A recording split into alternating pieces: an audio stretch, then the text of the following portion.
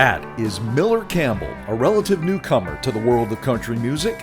Her star is already rising. That song, by the way, Sweet Whiskey, is the title track off her latest EP. The video for it is sure to hook you, keep you watching, and have you asking all kinds of questions at the end.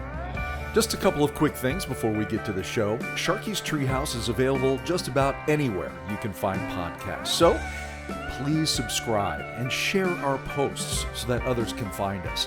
And if you sign up for free at our website, sharkystreehouse.com, we'll let you know the minute we post a new episode, new photos, videos, and more. And I hate spam as much as you do, so I wouldn't do that to you. I got your back. We're not going to spam you. All right, so Miller Campbell is a singer, songwriter, and guitar player who has some big shoes to fill for the family name. Her cousin is the late, great Glen Campbell. Yep, that Glen Campbell. In this episode of Sharky's Treehouse, she'll tell you all about that connection and how her family never told her about their relationship to the country music legend until just recently.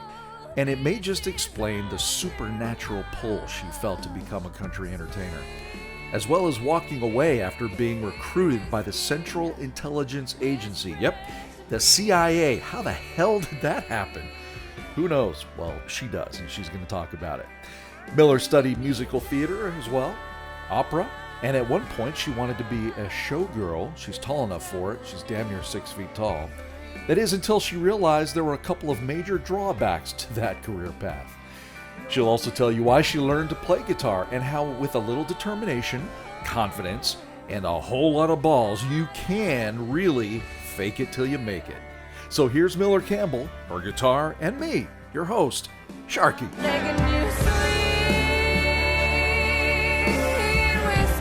All right, well, we are here with Miller Campbell. Miller, thank you so much for being here at the Treehouse. Great to have you here. Thank you. I'm so excited. This is the highlight of my California tour here. It is. Yes. Well, I feel blessed. Thank you. Now, you have been around California a little bit, but you're from Seattle. Yes. It's a little warmer, a little sunnier. We're actually having a hot spell in Seattle right now. Oh, you are? So what is that, like 70? Yes. Is that your That's it. That's as hot as it gets, so, you know. Yeah. But you'll take what you can get up in Seattle. Yeah, whatever works. I have a sister that lives up there, near there, and yeah, she was the one who got me into coffee. So thank you for that, Heather. Appreciate that very much. Yeah. So I've moved on to these little tiny DeMatteis cups now instead of the big mugs. Yeah. Of course, today we just have water, maybe with a little something in it. I don't know. You tell me. I mean, you're the one who poured it, right? Yeah. You know, I don't know what I snuck in yours, but we'll find out. Tell me about your tour through California. How's it been going? It's been killer. I played a sold-out show at the Opera House Saloon in Roseville on Friday, so that was insane. Yeah. Especially to kick off, I flew into town and I was exhausted and really tired and I have to go play now. And then I get there and everyone's so excited and there's like a line at the door. You got your energy back. Yeah, I was like, this is killer. Like, I didn't know I had California fans. That's cool. What did you think about the Opera House? It was cool. Different, you know, it's the Opera House Saloon, so I thought it might be either a bar with like a funny name. Like, it could have been anything. I really didn't know what I was walking into. So. But you go upstairs and it's a completely different kind of a feel. Yeah, it's like a real saloon, like a dance hall, and What about the green room? I want to know about the green room. That Did you was go cool. upstairs? Yeah, I was in the upstairs, Yeah. so I had the cool spot. So there's the other bands on the bill, and they're all loading in, and they told me about the green room upstairs, and I just booked it past them and was like, shut the door, like, I got this one, guys. Like, sorry, you're downstairs. You didn't have any problems with bats, did you? No. Okay, good. I didn't know there was. Otherwise, I might have. they got a couple of bats flying around up there, but they're, I think they've named them. Batman and Robin or something like that. I don't know. They're part of the establishment. They are, but they don't bother you. They just once in a while they love rock and roll and country and. Good to know. Yeah. I didn't notice any. The music gets them going, I think. Good to know. So from the Opera House Saloon to where'd you go after that? The next morning, so I played the Opera House Saloon I was there until 3 a.m, and then daylight savings. Or the jump forward, whatever. That was really fun. Yeah, so now it's 4 o'clock in the morning. No, it's 4 o'clock in the morning, right? And then I get up at 6 to play Good Day Sacramento the next morning. So that was, it was amazing. I'm sounding all pessimistic, brutal. but yes. Brutal. Extra makeup that morning. Good Day. They're up bright and early, man. Yes. I don't know how they do it. I But really it was don't. a blast. I had so much fun with them. Yeah, well, good. Yeah, they do. They have a lot of fun, and that re-energizes you. Yeah. Which it looked like it did for you as well. Yes, definitely. You had a good time. Mm-hmm. How did you do on the trivia? I don't think you know. I crushed it. I mean, you did. no, I didn't at all. They did a music trivia, Yeah. and it's a really cool segment where she plays like a little obscure clip of a song, and then you have to guess it right away. Yeah. And it was me and the other anchors playing, and she played songs from 1994, which I am a music buff. Like, I love music, Mm-hmm. but I was born in 93, so Okay. that was like, 1 year old and all these songs came out. Yeah. And But they're still playing them. I Hello. know. You would think I would just like absorb everything, but I didn't know a single one. Yeah, yeah. So my well, face the whole time was like, I know, and she threw you a curveball. oh yes. So I'm part of the Glen Campbell family, Mm-hmm. and she played a really obscure musical portion of Shenandoah, which I know the song, like I know his repertoire and everything, but she plays this obscure clip and then looks at me and like all the cameras are on me, and I've already butchered every like 6 song before there, so I'm like completely checked out. I was like just sitting there with the mic, and God, I looked like a jerk because I couldn't guess it. I was like, what? She's like, you're related, excuse me. Hello. Yeah, Glen Campbell. I know. So tell me about that. From what I have read, you didn't know originally that you were a member of the Glen Campbell family? No. I mean, it's a huge clan. Like, everybody's got 20 kids. So Okay. I'm one of the cousins. I'm second cousin. But I've got, a really long lineage and things like that. So it was never super present in the family, like, oh, you're related to him or whatever. It's not like you hung out at barbecues or anything. No, we're not didn't like bounce you on his tight. knee. No. Okay. And so it wasn't until I actually had already gotten into country music that my dad's like, oh, hey, by the way, I know him. Really? Yeah. So bizarre. So what is the relationship then? I'm a second cousin. Second cousin. My grandpa is,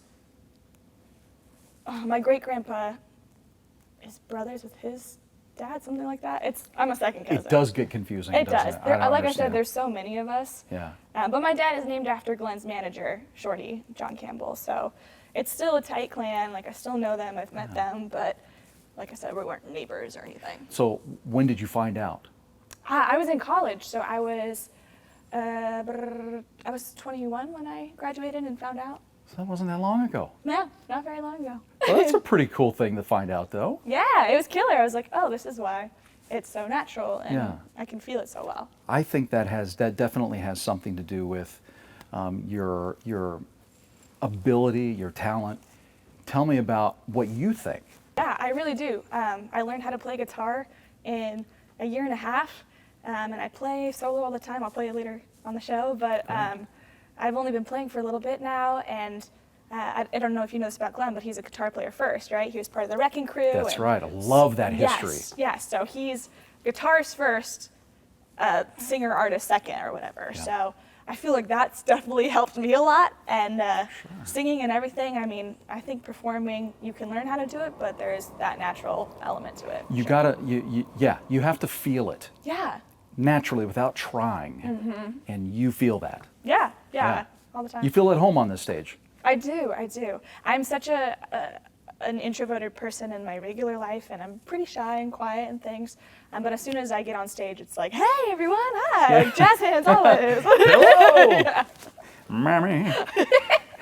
So, well, that is so cool. Anytime I see a special that comes on about the Wrecking Crew, they usually start off in the early area talking about Glenn and his contributions early on to the Wrecking Crew. Famous licks, like the Mamas and the Pop, like you're just like, Unbelievable. things you know before you even know what the song is, or things that he just, I'm just going to play this Right. casually. Right, and they became such a signature part of that sound. Yeah. So, I mean, God bless you. That Well, is so thank you. cool. I'll take credit for Thank it. you, That's thank you. fine, yeah. Yeah, I've been trying my whole life. Yeah. So I want to talk to you then about your ability to play guitar. You picked it up rather late in life. Yeah, How old were you? Just a year and a half ago. That's it? Yeah. I've only been playing. I've been doing this a little over a year now. So. All right, goodbye. Yeah. Cut it. Are you kidding me? No, A year and a half ago? Year and a half ago. So I've only been doing this for a little bit. Okay, so I really should back up my questions then because I have a very The weird, genes do play into it then. That's what I'm saying, yeah, so. Man, that is awesome. There's another kid that I talked to who learned to play by watching YouTube videos. Yeah. But the kid can play as if he's been playing for 30 years. Really? So he's got that ability as well. Ah. My dad was a musician. He played. He could teach himself anything, and he could play almost anything. I didn't get that gene. I'm so pissed off. My poor brother wants to play guitar so bad and just doesn't quite have that thing either. Yeah. But for me, I mean, I'm a natural singer first. I've always sang. I've Okay. always done that. So I can play guitar and I can play instruments, but it's a little bit like doing this. So I'm Sure. much better at one or the other combined. Okay. So a lot of guitar players can play piano. Can you play piano? Have you ever tried? Yeah, I can play piano. Okay. I grew up playing violin. Oh. I wish I stuck with it. So I heard that you were classically trained. Yes. What does that mean exactly? So I trained as an opera singer when I was younger because I Get out. really, really wanted to be on Broadway, and that's how they all train and everything. Musical theater, Yes, right? musical theater. So I trained classically with my voice and worked for years with private lessons and did all of that. I annoyed the heck out of my family singing arias and stuff. Yeah, my poor mother. Poor mom. But yeah, so I classically trained to sing. And then I grew very, very tall. I'm sitting now, but I am 5'9", almost 5'10", without my heels on. She's got big hands too. Look at that. Look at those. No. See, I mean, Oh, yeah. this is a coffee This cup, is a folks. regular size. I'm kidding. She doesn't have man hands. Nah. So I forget which one is which. I don't even know. Oh, wait, this has lipstick. Lipstick? Oh, Yeah, that's mine. So that's, yeah. Oh, okay. Cool. This is Sweet Whiskey, which is the title track to my new record, Sweet Whiskey. And it's a fun song about a one-night stand. Sorry, Mom and Dad.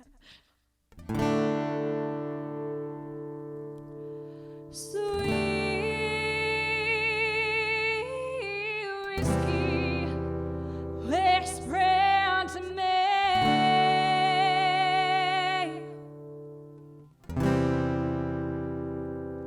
bringing me down to the devil's reach.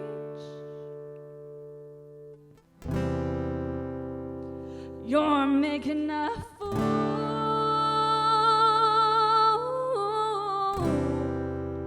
out of me.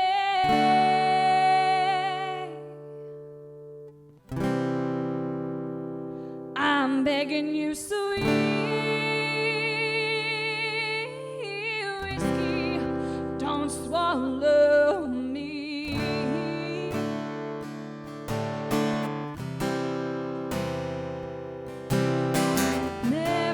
Never saw myself as that girl,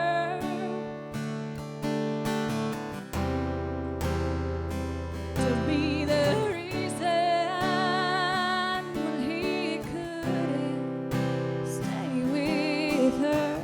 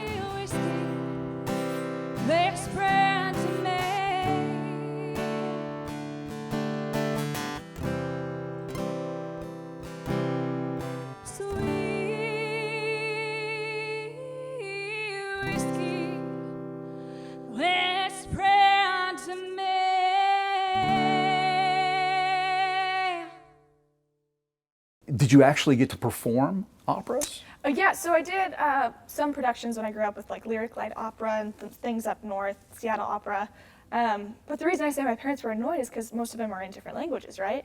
And very drawn out, like different parts. I was always very harmonic, so I never was on melody or whatever. And so they were always like, God, just sing something in English, please, so I can hear what you're saying and understand the story. But yeah, so I did that to train for musical theater, but then I grew really tall.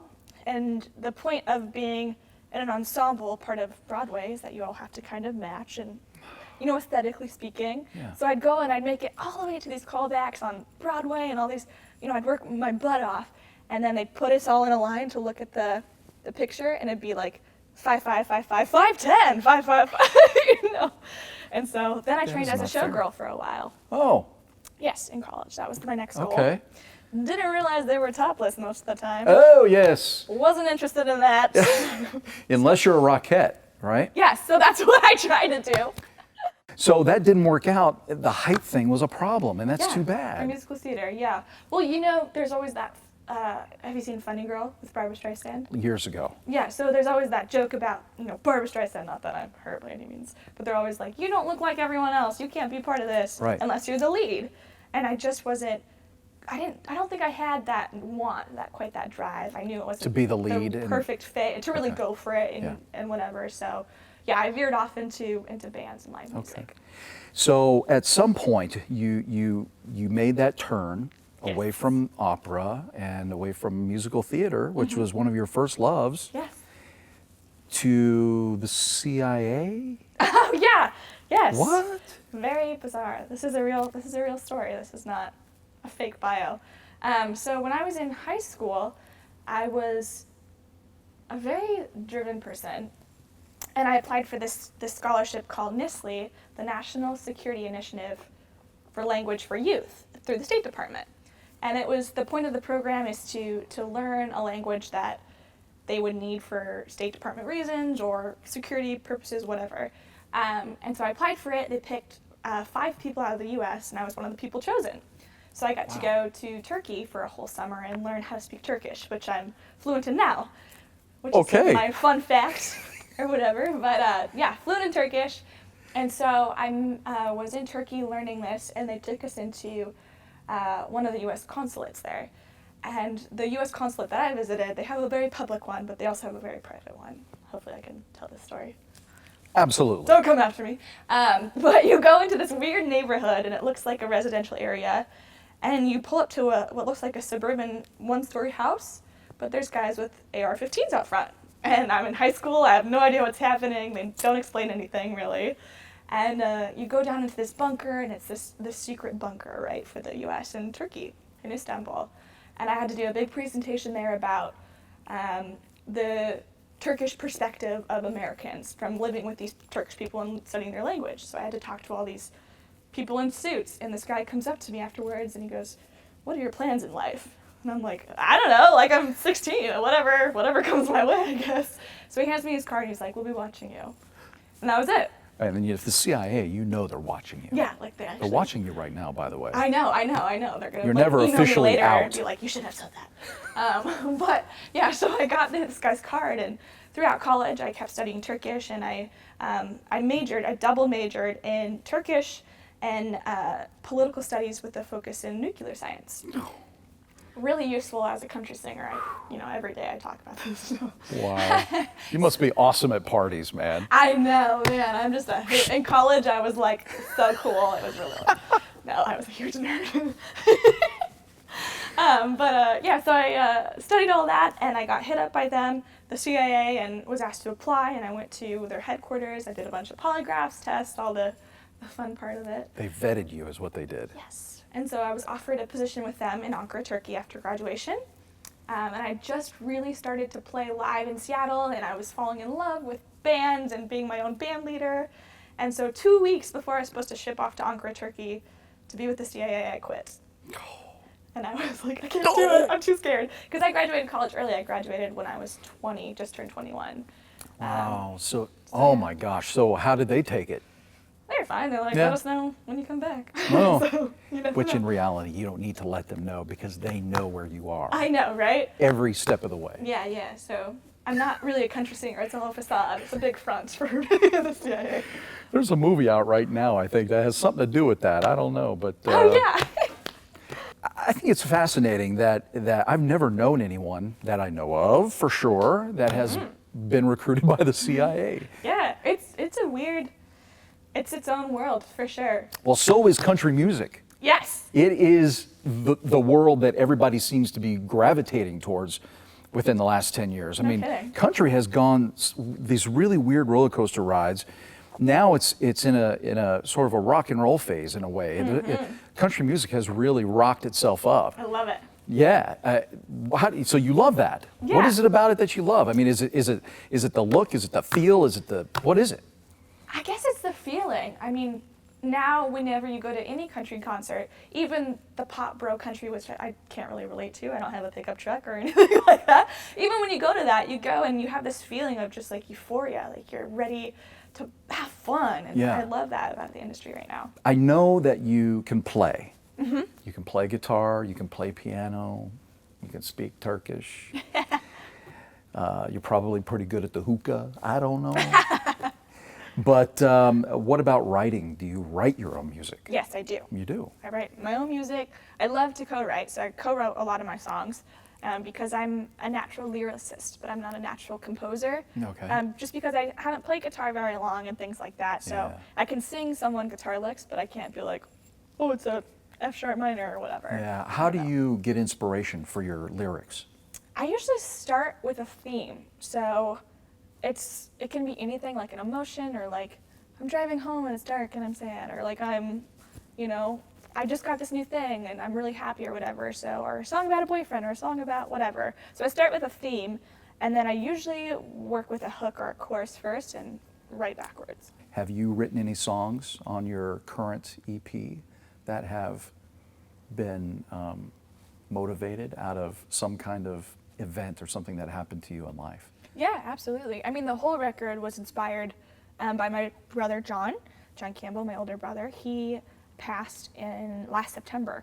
Okay. Right when I was starting to write the record and get into it. I'd just gone full-time as a musician, and he was the big inspiration for making me do that. So one of the songs on the record, One Step, is written all about him and that experience.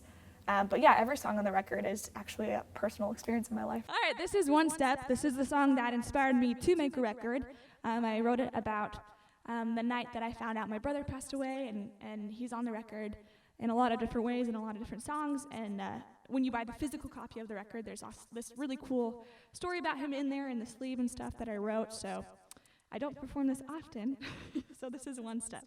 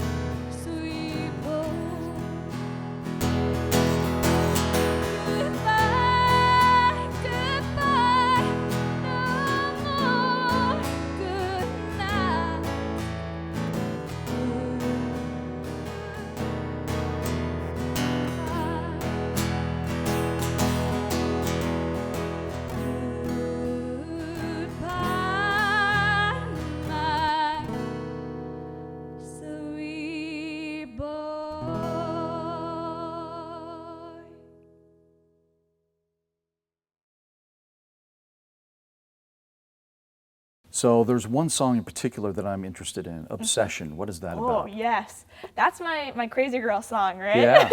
So when I say everything's based off of my life, I may take it songwriting-wise to like the 150th degree, right? Okay. So there's a lyric in the song that everyone always goes to. They're like, oh, did you poison somebody's coffee? And I'm like, no, I didn't. Like, I wouldn't be here if I had. Yeah. But it's just about that experience of, you know, I had a boyfriend in college that I just was head over heels for, right? Like obsessed with.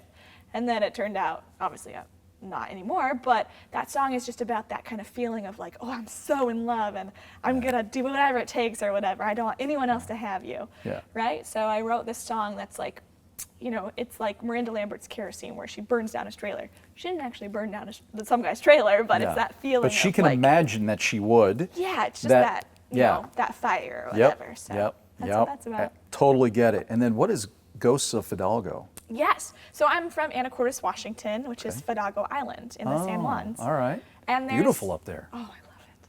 Yeah, I love it really I'm is. so blessed to be able to call that my home, and they're super supportive and great place. But there's this famous statue there called the Lady with the Lantern. It's this lady on the pier. And Anacortes, Fidalgo Island is a crabbing village. It's a crabbing fishing town. And they have this statue dedicated to all the ships that have wrecked and the sailors that have lost their lives and things.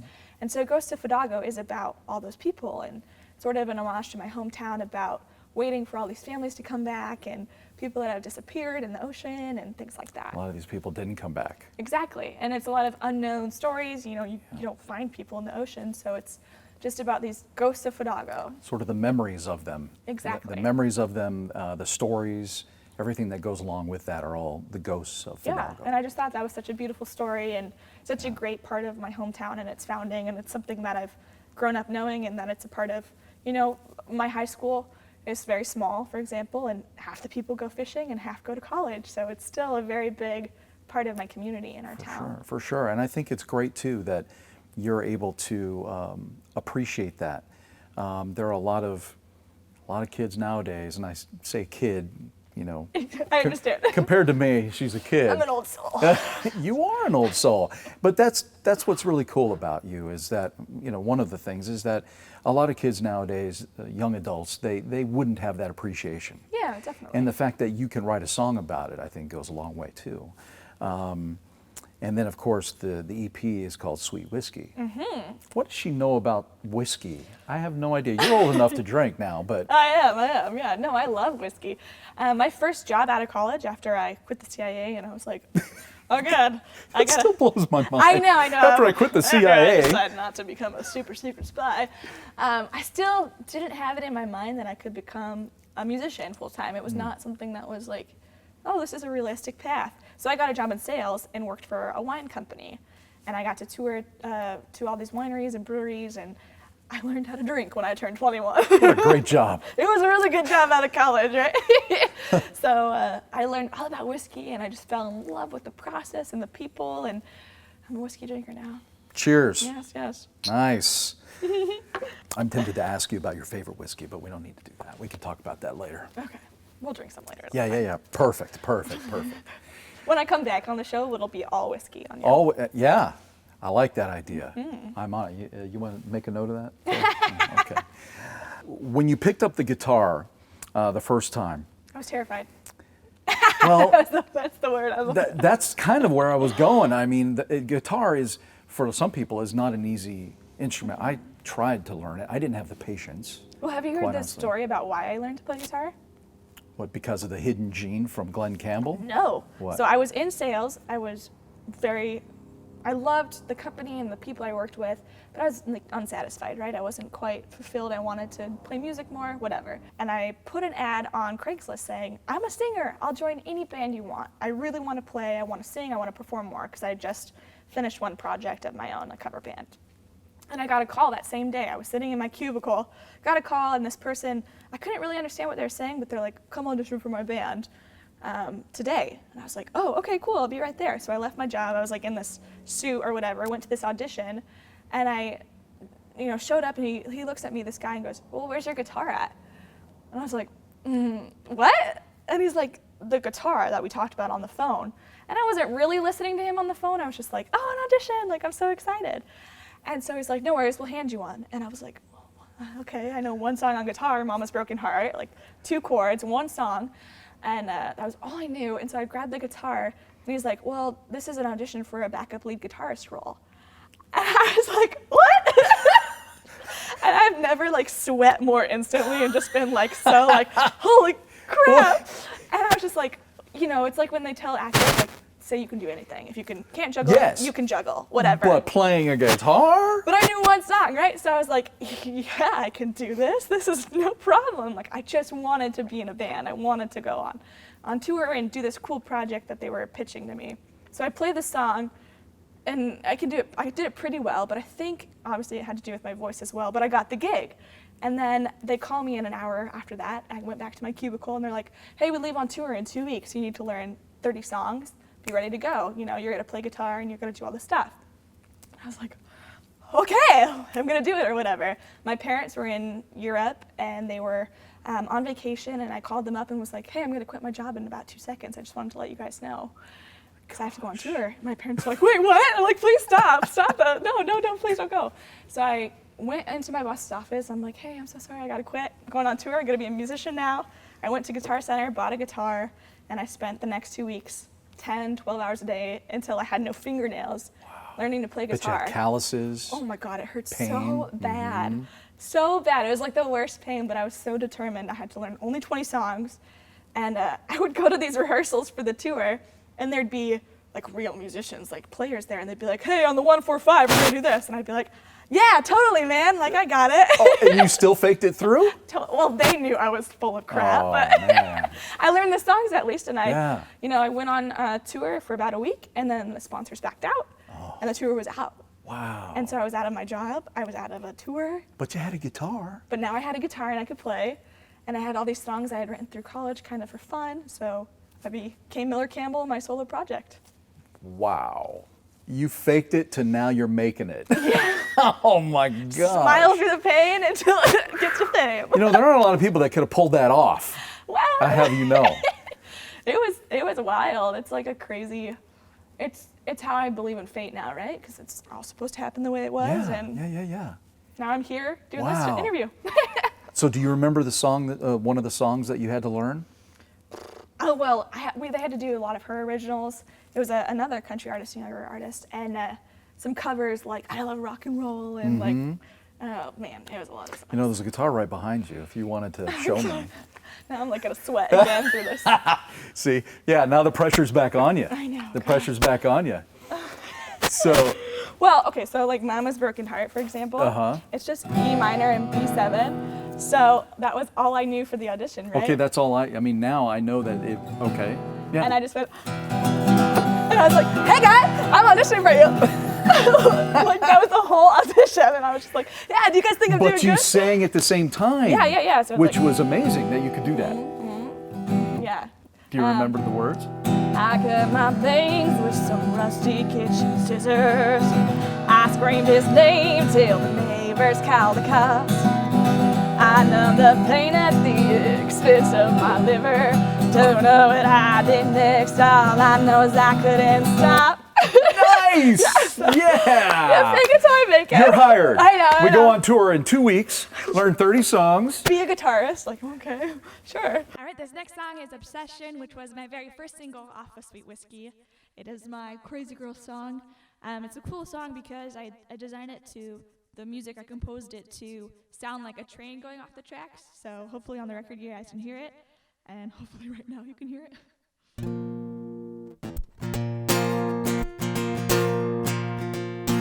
It was 6 months since our last first date. Broke up with you for making me wait. It's the last time you thought you'd see me. I knew you were Mr. Right, but all we did was bigger and fight. Now your mom says you're happily asking me. Saw your photos broken to your room. You can't have it. I won't let you go. Honey, you ain't seen the last of me.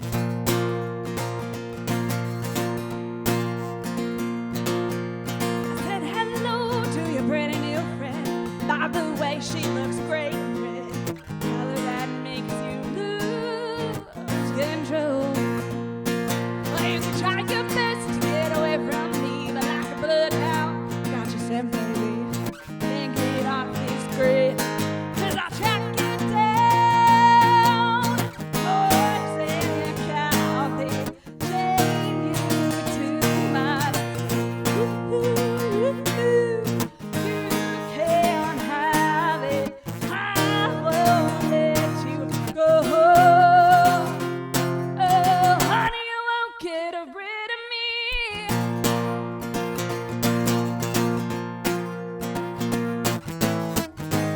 This obsession was never my intention. It's true. I can't help myself. It's me or no one else, even if I don't want to. Oh, this jealousy has captured me, locked us up and thrown away the key.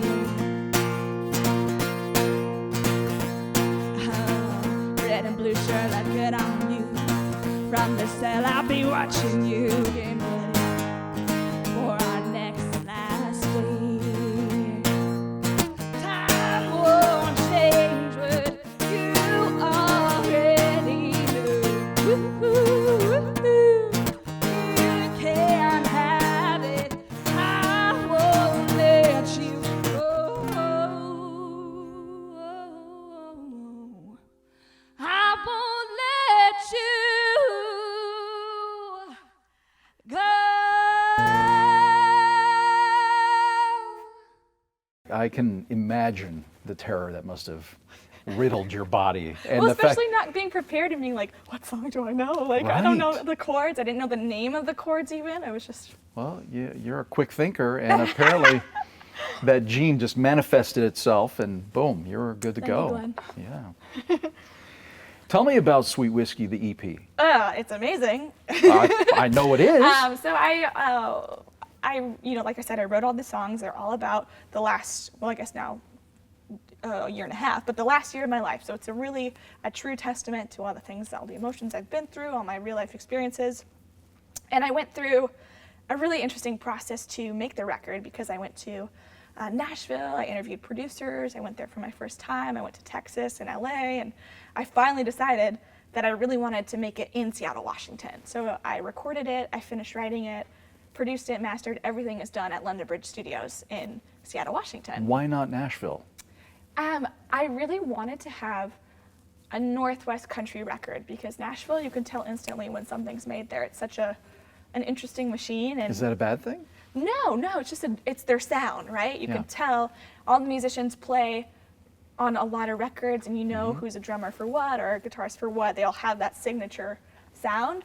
And Yep. so all of my musicians on my record are from the Seattle area, so it's very rock, very bluesy, very, it's a different country record. Yeah. Great. And you're going to show us. Oh, yeah. I'm really, All really right. excited for it. We haven't talked about your process yet. How do you go about writing a song? Do you start with the music and then the lyrics, or All lyrics. all lyrics first? Yes, I'm a natural lyricist. Okay. I've always been a really strong writer, really good in English class. So I had a good knack for like soft rhymes, not things like cat hat, but more like cat and forget that or what, whatever. I know things what like you're talking. Yeah. So Eminem is very good at that. Yes, exactly. He could come up with rhymes that you didn't even know rhymed, Right?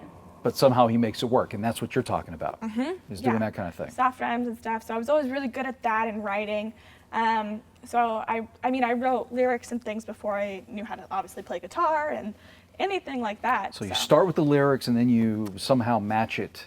I find a song that I want to resemble or that I'm inspired by, or like, Yeah. hey, I'd love to play or write Sweet Whiskey off of this one song called Hell on Heels by the Pistol Annies. So I play that for a guitarist or somebody and be like, give me a lick, give me Yeah, something. yeah. And then I can find the melody off of that. But I definitely like to have another person there that's a natural guitar player or piano player that knows, they hear music differently than I do.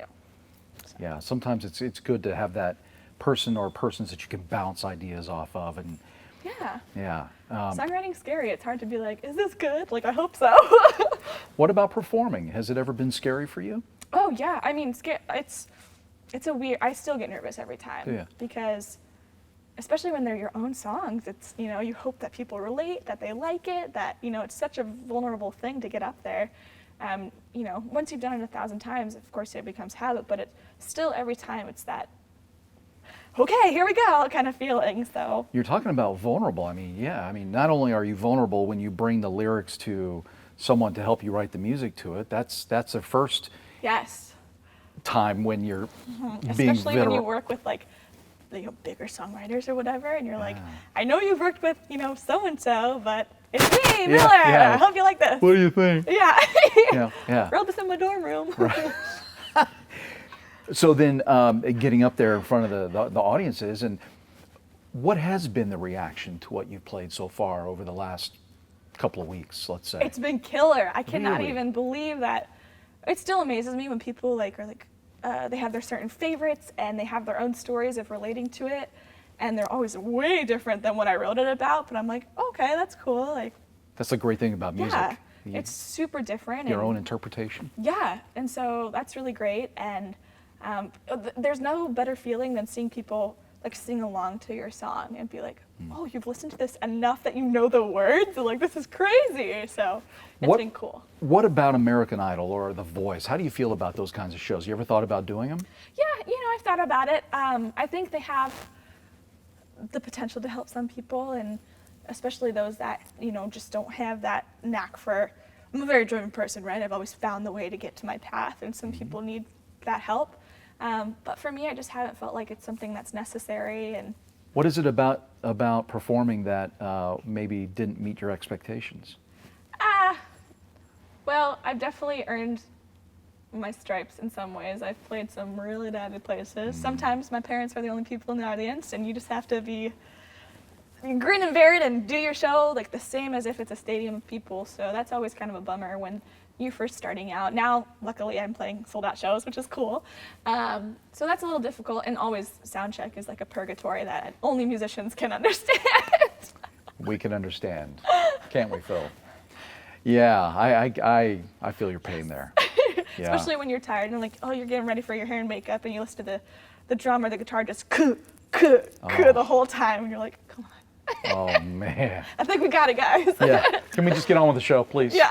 And then your in-ear monitors. Getting that mix right. Yeah, everything. I mean, it just takes a while. It's a process, especially because, like, for my album release show, I had a 10-person band. So I had a whole little mini orchestra and stuff, and sound check took like 2 hours. It's that, patience. It's Wearing patience. thin. Yes. How do you know when you've made it? I don't think you ever can. For me, I think for a lot of performers too, and not in a negative way, but there's this feeling of like dissatisfaction or like discontent that you're always trying to find that happy place. And so no matter how big of a show I played or how sold out, I'm always looking for the next opportunity and the next thing to kind of fulfill that drive and that adrenaline. Yeah. So I don't feel like I'll ever be like, oh, I've made it, I can just relax and chill. So. But what about the paychecks? Oh, that'd be sweet. I mean, I'm full-time now, so I've been full-time for a year. Pay my rent, I'm content with that. I'm great. Okay. A little extra. Well, yeah, it'd be Savings great. would be pretty good. Yes, I'm looking for sponsors, so just no, I'm kidding. Me too. So, yeah. Yeah, I mean, it'd be great to have extra, and I think I don't know, I don't feel like I'll be a rap star with like 12 Lamborghinis in my garage or anything, but I'd love to have like a house in Nashville and a house in Seattle, like sure. That would be great. And you don't have to have 12 Lambos. You can have the money to be able to afford the 12 Lambos. There you go. But then take the money that you would do for one Lambo and maybe start a foundation and all the really cool things that you can do when you come into some really good money like that. Yeah, I mean, I feel like I've only had my career because people have been so open and helpful. I've found really amazing mentors in the industry, so it'd be great to do that for somebody someday. I actually had my first person, a girl from Nashville moved to Seattle, and she asked me for coffee, and she goes, well, how do I make it like you in Seattle? And I'm like, me? I don't know. Are you sure? All right, I'll tell you what I know. Well, it was a weird feeling. So you're already mentoring. Yeah, I'm trying. I mean, I Yeah. feel like music should always be a community. I don't understand when people, don't want to co-write or they hide their stuff. It's silly. What is it about you that makes you feel like you will reach whatever level of success that you're hoping to attain?